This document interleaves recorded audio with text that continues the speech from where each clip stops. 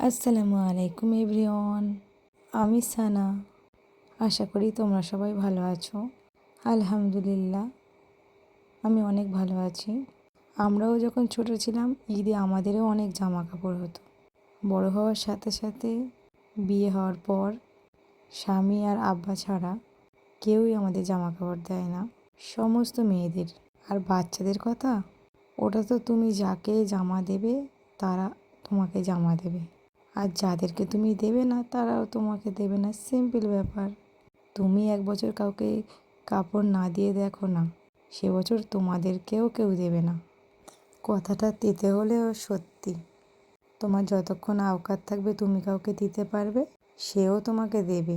আর যখন তোমার আওকাত থাকবে না, তখন কেউই তোমাকে চিনবে না। আমার মতে তুমি গরিব হও আর বড়লোক হও, বছরে একবার কাউকে সালামি দিলে কখনো তুমি গরিব হয়ে যাবে না।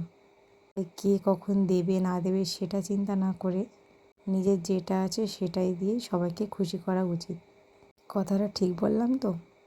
হয়তো কথাটা অনেকের গায়ে লাগবে, কিন্তু আমার কিচ্ছু করার নেই, এটাই বাস্তব।